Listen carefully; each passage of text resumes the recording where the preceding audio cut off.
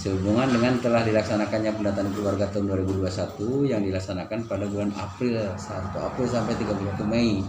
Nah, kebetulan Pangandaran itu menjadi kabupaten tercepat pelaksanaannya. Jadi sampai sekarang yang sudah 100% pelaksanaan pendataan keluarga 2021 itu hanya Pangandaran dari 27 kabupaten kota. Nah, beliau memberikan apresiasi dan penghargaan kepada kita, kepada pemerintah Kabupaten Pangandaran. Pendataan keluarga itu kita di sini kalau di PK 21 itu terutama ke pasangan usia subur. Jadi kita nanti lihatnya berapa sih jumlah pasangan usia subur, berapa kesertaan ber-KB. Jadi lebih cenderung ke kesertaan ber-KB-nya. Nah, jadi kita nanti diketahui jumlah dari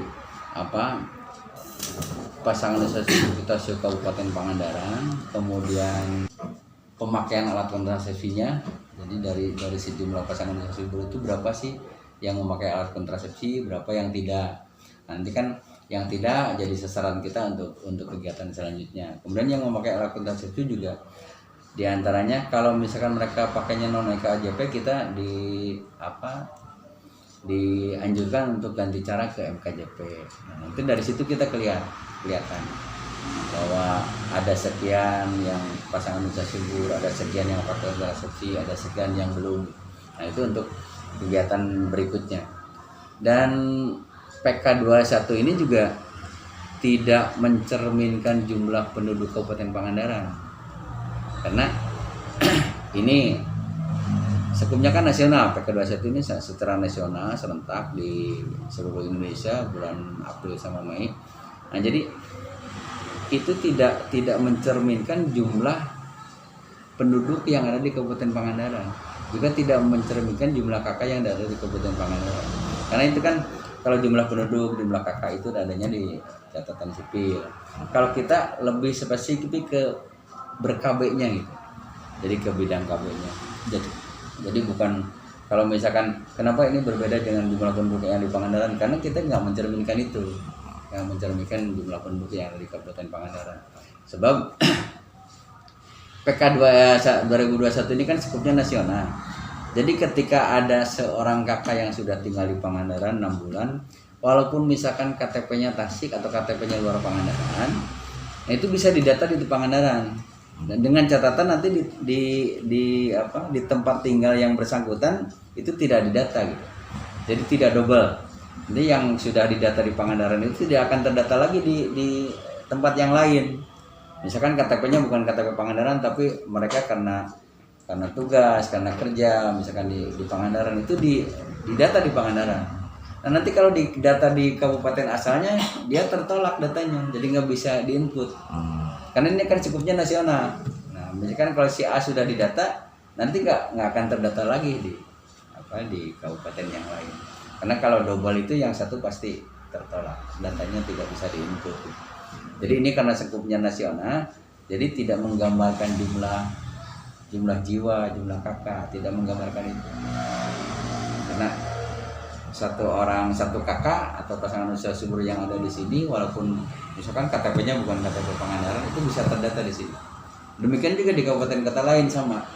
Misalkan ada orang yang tinggal di kabupaten kota lain, KTP-nya Pangandaran, mereka didata di sana. Nah, ketika kita diinput di Pangandaran, tidak mungkin bisa diinput karena ini langsung servernya ke pusat. Jadi berbasisnya basis online. Jadi ini pakainya online, jadi nggak bisa terdata. Berawal dari pelatihan terhadap tenaga pendata di lapangan. Nah, kita dari dinas ini hampir setiap hari kita langsung terjun ke lapangan. Jadi kita dilihat di lapangan apa sih kendala yang ada di lapangan. Nah, kita cari solusinya gitu. Jadi kita hampir setiap hari muter Pak ke lapangan. Kita setiap hari muter ke lapangan. Dan dari lapangan misalkan ada sedikit permasalahan, misalkan Pak ini karena ini server nasional ya. Jadi kadang-kadang itu ketika kita input itu nggak bisa langsung masuk ke server karena mungkin antri juga dari kabupaten kota yang lain juga sama menginputnya dengan waktu yang bersamaan. Jadi kita ada antrian mungkin di server di pusatnya. Nah, jadi kita terjun ke lapangan, apa sih kendalanya? Nah, kita cari solusi. Kalau misalkan tidak bisa dipecahkan di tingkat kabupaten, kita komunikasi dengan provinsi. Ini saya punya kendala ini, kira-kira jalan keluarnya gimana, solusinya seperti apa gitu. Nah, kita komunikasikan ke situ. Nah, kalau misalkan di tingkat provinsi tidak bisa terpecahkan juga, provinsi komunikasi dengan pusat. Nah, ini ada kendala semacam ini. Pusat nanti memberi solusinya ke provinsi, provinsi sampaikan kepada kita. Kita laksanakan di lapangan. Saya hampir setiap kali dengan Pak Kabid, dengan Pak Kasih, muter terus ke setiap kecamatan, bahkan sampai ke desa. Kalau misalkan bahkan sampai ada kadar pendata yang punya permasalahan, misalkan di double nik atau itu kan pendataan keluarga itu kan kalau yang sudah diinput itu dapat statusnya itu valid, tidak valid atau anomali. Nah, kalau valid berarti pendatanya benar. Jadi misalkan satu kepala keluarga usia ibunya berapa, usia bapaknya berapa, anaknya ada berapa. Nah, itu kalau misalkan pendataannya sesuai dengan yang ada itu berarti valid, langsung masuk ke server. Nah, ada juga yang tidak valid. Yang tidak valid itu biasanya ada double. Jadi kebanyakan salah. Ini kan berbasis web, Pak. Jadi langsung pakai HP yang Android mereka itu. Jadi tidak manual pendataannya. Biasanya yang tidak valid itu salah ketik, salah kadernya itu yang tadinya contoh misalkan yang lahirnya tahun 2015 ini angka 5 berdekatan dengan angka berapa tiba-tiba jadi 2014 berarti itu salah ketik aja. Itu bisa diedit, diperbaiki. Benar, ada juga yang anomali itu tidak sederhananya itu tidak masuk di akal gitu. Contoh misalkan orang yang punya anak usianya 12 tahun tiba-tiba ibunya usianya baru 20 tahun. Kan jadi tidak mungkin punya anak usianya. Jadi usia anak ada yang lebih panjang daripada usia ibu gitu. Nah, itu juga kesalahan di pengetikan biasanya. Jadi karena berbasis Android dan inputnya juga lama. Jadi kesalahan-kesalahan itu nanti diperbaiki di lapangan. Nah, itu saya terjun ke lapangan itu semacam itu. Apa sih kendalanya? Nah, ketika ada kendala dikumpulkan, kemudian ada perbedaan persepsi, Pak, ternyata ini begini, jalan keluarnya gimana. Nah, kita diskusi di lapangan. Jadi di lapangan itu kan ada kecamatan itu ada manajer pengelola, ada manajer data, ada supervisor, ada tenaga pendata.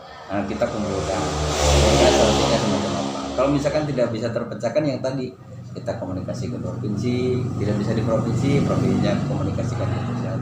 Itu makanya dengan adanya kegiatan semacam itu kita ke lapangan muter terus monitoring gitu.